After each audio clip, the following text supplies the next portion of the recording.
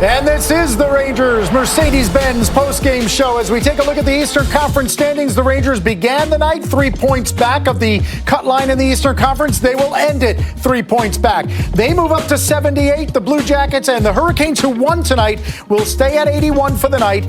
So no matter what happens with the Islanders out in Western Canada, the Rangers will be 3 back. As we welcome you into our Delta MSG studios, this is the Mercedes-Benz Rangers post-game show. John Giannone, Anson Carter, Steve Valiquette. We began this night talking about 4 losses in 5 for the Rangers, 5 straight losses for the Dallas Stars. Who would give and what would give first? And it took 19 seconds and Adam Fox to find out. We also began the night listening to Rick Bowness talk about his team having to pay attention to not only Panarin and Zibanejad playing the game in front of them, but also keep an eye on the guys coming behind you. And right away, quick start in this hockey game, the puck gets turned over, and the Rangers are off the races. And Artemi Panarin is constantly playing the game behind him. He knows he's got numbers coming, but it all comes down to the forwards drive the net. You've got Strome going hard to the net. You can see him right there in your picture. And you can see Jesper Fox going hard to the net. And Valley said it, the foxhole.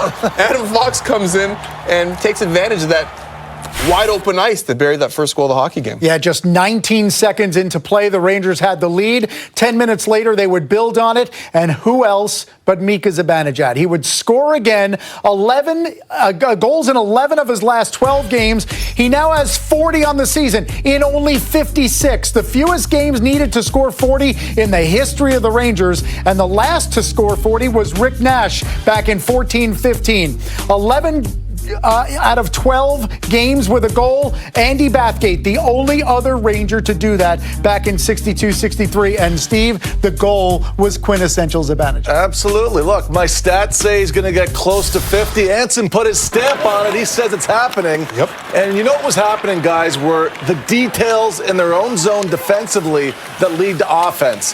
The coaches love this type of goal because they're playing the right way in their own zone. They're forechecking, and they are hustling up the ice together. Lemieux pushes everybody back with Zibanejad. Como doesn't pick up his check there, and it's a great play for Zibanejad, who is as good as anybody right now at getting the stick to the middle of the ice when the puck is getting there. And he's a finisher. He's all Swedish, but he's got the finish, boys. I see where you went there. I follow that. So that made it 2-0 Rangers. Second period belonged to the Rangers, and it actually belonged to one guy, and that's Kaapo Kakko, a guy who hadn't scored in 14, only had 2 goals in 48 games, and in a span of 10 minutes, he scores twice. He does score twice, and it's as a result of the Rangers forechecking so effectively all night. The Dallas Stars had nothing because the New York Rangers had them back on their heels, and you could see Dallas in the defensive zone. You see the Rangers applying a lot of pressure. First is Brett Howden leading with his stick, gaining some space there, and then Jesper Fox, the no-look pass into empty space. Howden takes full advantage of it, but I would take a look at Ben Bishop. He's out, he's aggressive, he's fully locked in on Brett Howden. Howden realized this. Kaapo Kakko has his stick wide open. He's got a wide open cage there. I don't care who you are as a netminder, there's no way you're recovering to make that save, and the young Kaapo Kakko gets an easy tap-in goal. And Mika Zibanejad forced you to play through him. He's in tremendous position defensively. Kaapo Kakko, I think, should try to shoot this puck in the net. He tries the pass. It doesn't work out for him.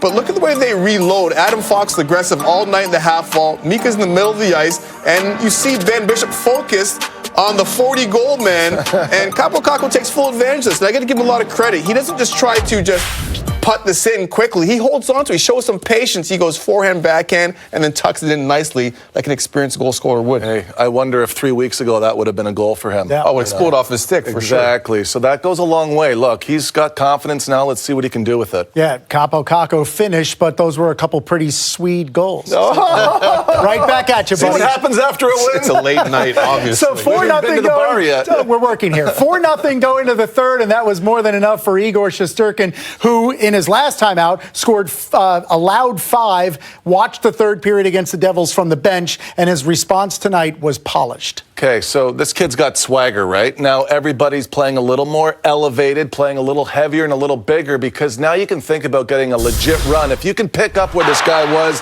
at 9-1 before he becomes 9-2 in the Devils game, and he's showing glove like that, lots of love.